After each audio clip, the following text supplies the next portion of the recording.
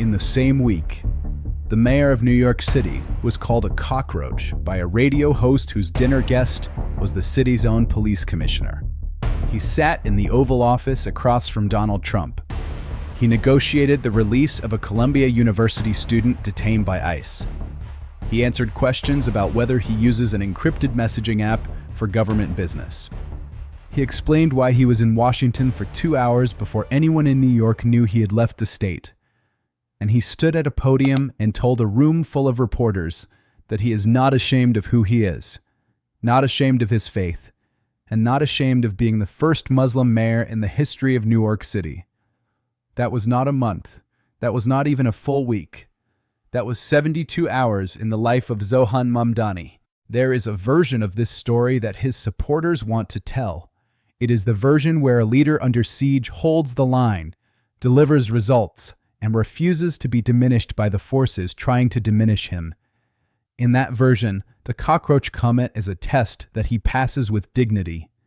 The Oval Office meeting is proof that he can operate at the highest levels of power.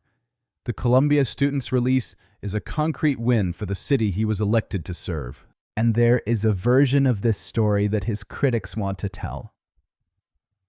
It is the version where a mayor is so consumed by national controversies of his own making, the Iran statement, the ideological positioning, the endless culture war skirmishes, that the basic questions of governance go unanswered.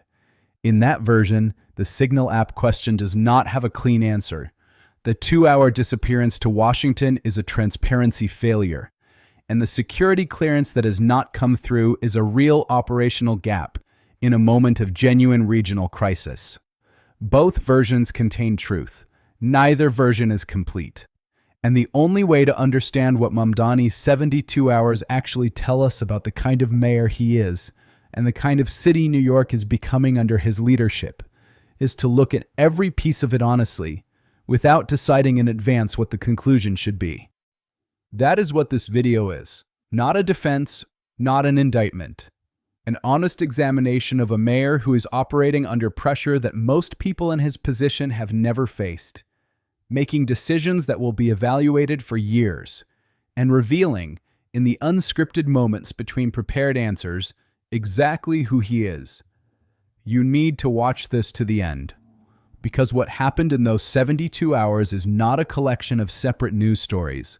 It is a portrait, and portraits, read carefully, tell you things that headlines cannot. If you are new to this channel, subscribe now and hit the bell icon. This is the coverage New York City deserves.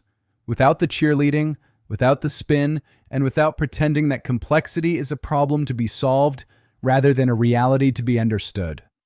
Before we get to the Oval Office, before we get to the Columbia student, before we get to the cockroach, we need to understand the context Mamdani walked into that press conference carrying, because nothing that happened in those 72 hours occurred in isolation. It occurred on top of an existing political situation that was already extraordinarily difficult, one that Mamdani had partially created for himself and partially inherited from the nature of the moment he is governing in. Start with the Iran backlash, because it had not gone away. When Mamdani posted his statement calling the strikes on Iran a catastrophic escalation and an illegal war of aggression, the conservative political machine came for him with coordinated force. Ted Cruz deployed the fiscal and jurisdictional argument, a mayor overstepping, a progressive fantasy with no operational grounding. Nancy Mace deployed the personal dismissal, the garbage comment, the lane argument, the suggestion that history would not remember him at all. But the Iran backlash was never really about foreign policy. It was about identity. It was about who is allowed to speak in moments of national security sensitivity, and who is told to sit down.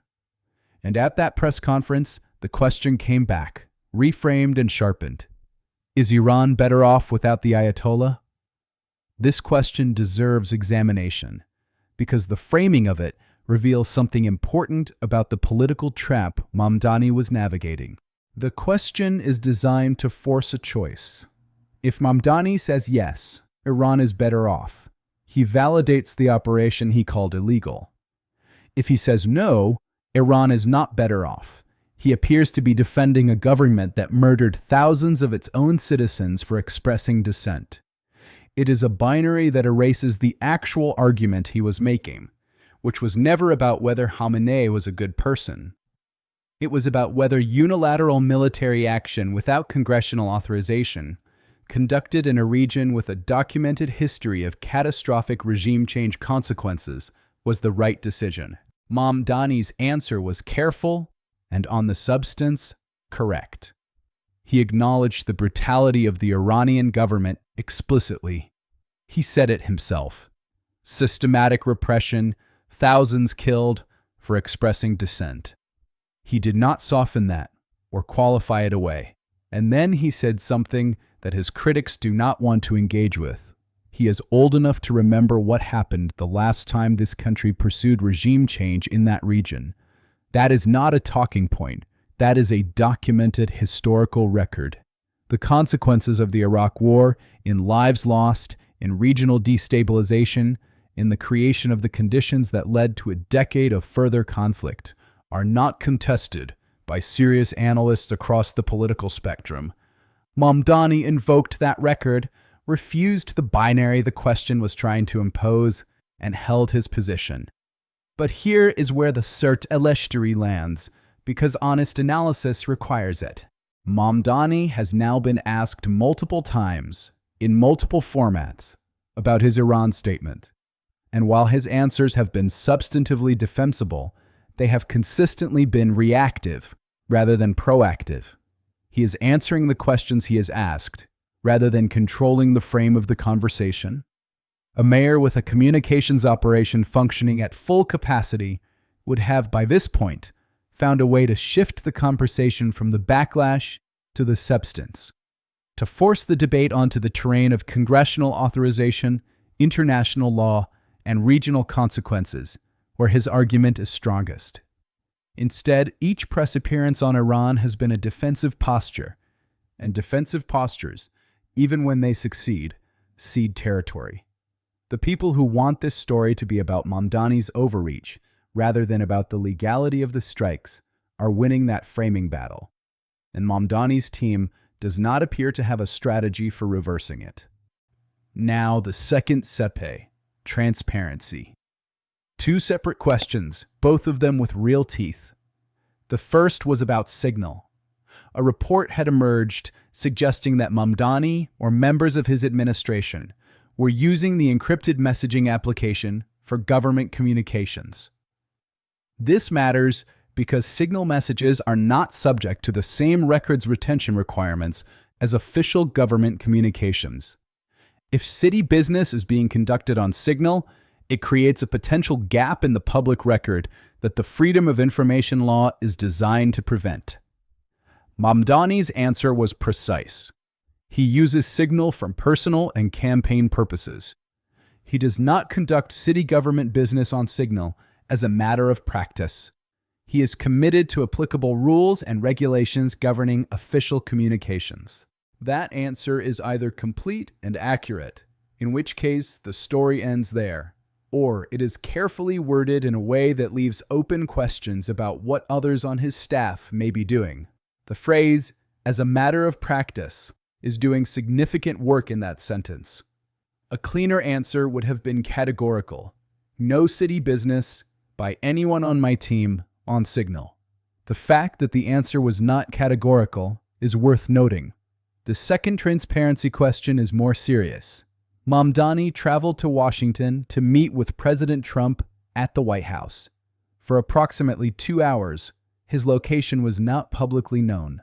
When a reporter asked about this, Mamdani's explanation was that the White House had chosen not to put the meeting on its public schedule, and his team had followed suit. Think about what that explanation actually says. The mayor of New York City, the elected representative of 8 million people, made himself invisible for 2 hours because the White House preferred not to publicize the meeting. He deferred to the scheduling preferences of the federal administration over the transparency expectations of his own constituents. This is not a minor procedural matter. New York City is a target. It is the highest profile city in the United States. If an emergency had occurred, a terrorist attack, a natural disaster, a mass casualty event, the public would have had no way to know whether their mayor was available to respond. The first deputy mayor was acting mayor, Mamdani acknowledged.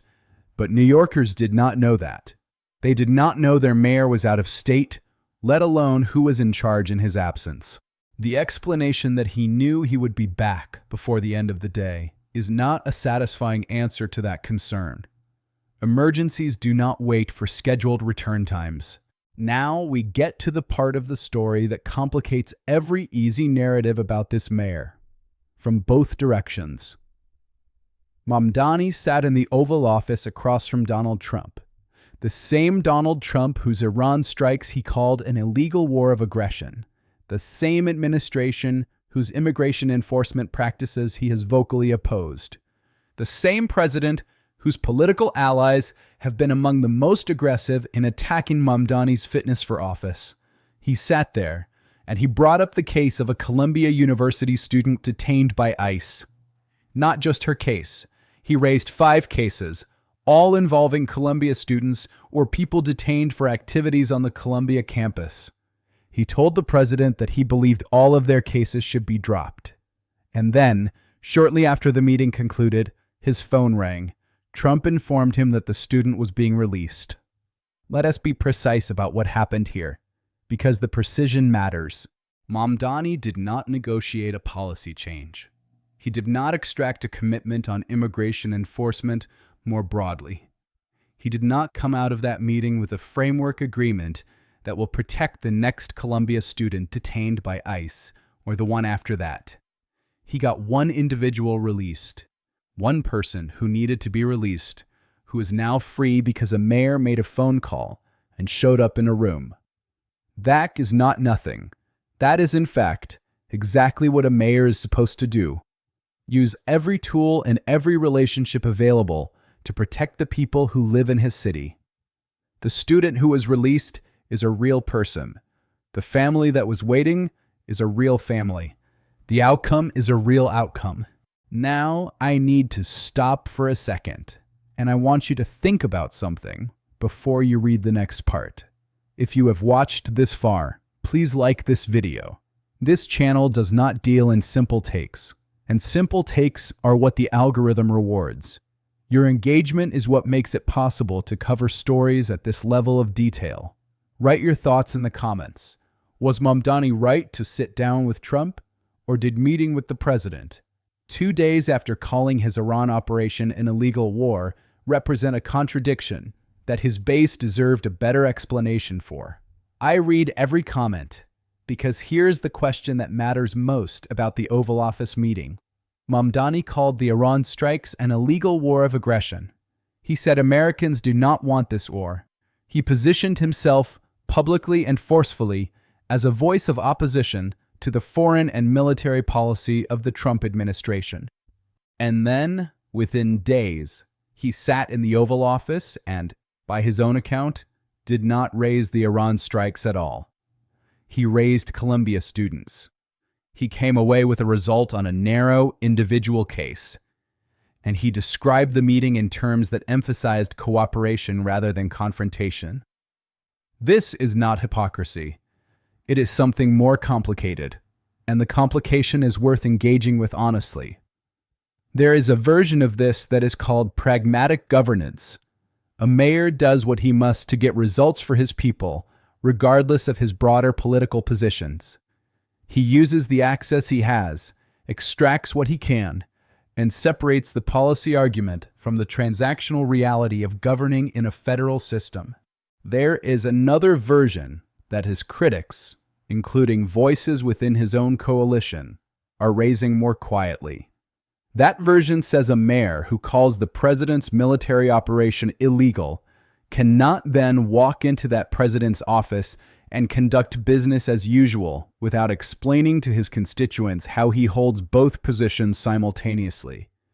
Not because the meeting was wrong, but because the silence around the contradiction treats his base as people who do not need to understand his reasoning. Mamdani has not yet given a full public accounting of how he navigates that tension. He may have one. It may be entirely defensible. But as of this press conference, he has not made it. The security clearance question adds a layer to this that deserves direct attention. Mamdani acknowledged at the press conference that the clearance process is ongoing and taking months. In the middle of an active regional military escalation, one he himself has characterized as a new theater of war, the mayor of New York City does not have access to federal intelligence briefings about threats to his city. He said this has not impeded his ability to respond to the current crisis. Members of his senior staff have clearance, but the mayor himself is operating without the information architecture that his role arguably requires in a moment like this, whether that is a bureaucratic delay, a political complication, or something else entirely. The gap is real, and the timing is deeply inconvenient. We need to spend serious time here, because what happened with the cockroach comment is not a sidebar to this story. It is, in some ways, the center of it. Sid Rosenberg, a radio host, referred to Mamdani using the word cockroach. This is not an ambiguous slur. The dehumanization of a group by comparing them to insects has a specific and documented history, one that runs through some of the worst atrocities of the 20th century. It is not edgy commentary. It is not political incorrectness. It is the language of dehumanization, deployed against the first Muslim mayor in the history of New York City, in a media environment where that kind of language is increasingly normalized. What makes this more than a media incident is a specific detail that the reporter raised at the press conference. The NYPD Commissioner had dinner with Sid Rosenberg. Read that again. The Police Commissioner of New York City, who works for Mamdani, who serves at his pleasure, who is responsible for the safety of every New Yorker, including the Muslim New Yorkers who heard that word applied to their mayor, had dinner with the man who said it. Mamdani was asked directly about this at the press conference. His answer was revealing in what it said and in what it carefully did not say. He said the language is painfully familiar to him as a Muslim New Yorker and as someone born in East Africa. He said that the silence that greets this kind of bigotry is what allows it to fester.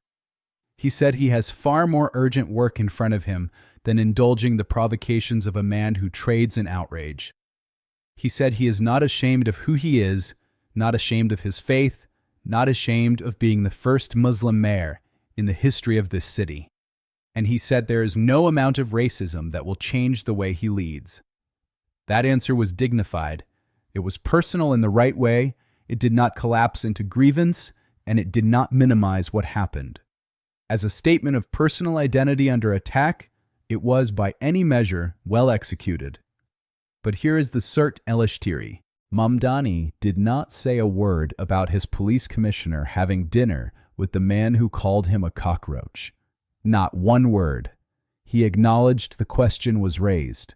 He delivered a powerful statement about Islamophobia and his own identity, and he moved on. He did not address whether he has spoken to his commissioner about that dinner. He did not address whether there are any professional consequences for a department head who socializes with someone who publicly dehumanized his boss. He did not address whether the NYPD leadership is aligned with his administration's values or whether there is a deeper institutional disconnect that the dinner represents. The framing "I have far more urgent work" is a legitimate choice.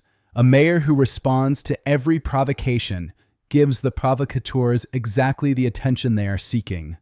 There is real wisdom in not elevating Rosenberg by engaging with him directly. But the commissioner is not Rosenberg. The commissioner is a member of Mamdani's own administration. And the question of whether a police commissioner who breaks bread with someone using dehumanizing language about Muslim New Yorkers represents a management problem, that question was not asked and was not answered. In a city where the relationship between the NYPD and Muslim communities has a long and complicated history, The silence around that specific detail is not a minor omission. It is a governing question dressed up as a media story, and it deserved a direct answer. Step back from the individual pieces and look at the portrait. In 72 hours, Mamdani fielded questions about an international military crisis, a transparency controversy, a federal meeting he kept secret for 2 hours, a security clearance that has not come through, and a radio host who called him a cockroach while his own police commissioner was eating dinner with that person. He answered all of it. He did not collapse. He did not deflect into anger. He did not retreat into talking points. He stood at that podium and engaged, imperfectly but consistently, with questions that would have destabilized a less prepared or less determined public official. And he came out of it with one concrete result: a Columbia student who is free, that cannot be undone by the critics, cannot be argued away by the pundits, and means something real to a real person and a real family. That is the strongest possible case for Mamdani's approach to this moment. Not that everything he did was right, not that every answer was complete, but that a mayor under extraordinary pressure found a way to keep functioning, keep engaging, and keep delivering outcomes that matter to the people he represents. Now here's the honest other side of that ledger. The signal question does not have a clean answer. The DC transparency failure is real, and the explanation for it is inadequate. The security clearance gap is an operational vulnerability in a moment of genuine crisis. The Commissioner Cockroach connection went unaddressed in a way that will generate future questions. And the Iran contradiction, calling the president's military operation illegal and then visiting the Oval Office without addressing that contradiction publicly, is a tension that will not resolve itself without a clearer public accounting from Mamdani about how he holds those two positions simultaneously. These are not hit pieces. They are governing questions. And governing questions, unlike political attacks, do not go away when you refuse to answer them. They accumulate. They shape the narrative. They become the story that replaces the story you want to be telling. For the people who live in New York City and care about the actual trajectory of this city, not Mamdani's national profile, not his ideological positioning, not the cable news version of his mayoralty, the question is simpler and more direct. Is this administration managing the complexity of this moment in a way that protects the city's interests? Is the child care plan moving forward? Is the housing agenda intact? Is the federal relationship, complicated as it has become, being managed in a way that keeps the funding flowing? Is the security infrastructure, clearance gaps and all, sufficient to keep 8 million people safe?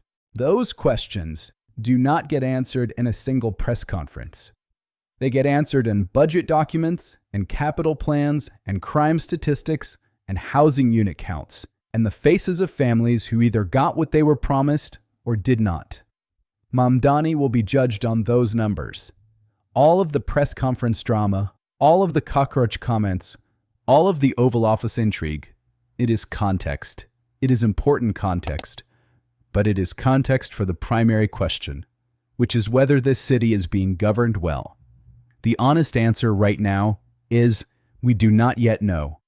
The evidence is incomplete. The timeline is short. The pressures are extraordinary.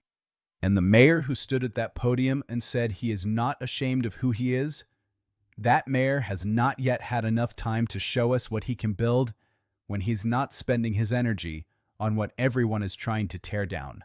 What do you think? Is the Oval Office meeting proof that Mamdani can operate at the highest levels of power despite his public confrontation with the administration? Or did he walk into that room without the leverage he needed, come out with a result that was smaller than the political cost of the meeting, and call it a win because he had no choice? Leave your answer in the comments. The people asking that question are not political analysts. They are New Yorkers who need a mayor who is both principled and effective, and who are watching to see whether those two things can exist in the same person at the same time. This story will keep developing.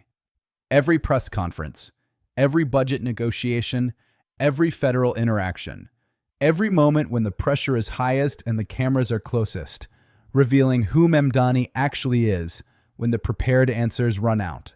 Subscribe now, hit the bell, and watch the previous video on your screen, the one that covers Mamdani's Iran statement and the crew's mace backlash in full, because without that context, today's story is missing half its foundation. Click now.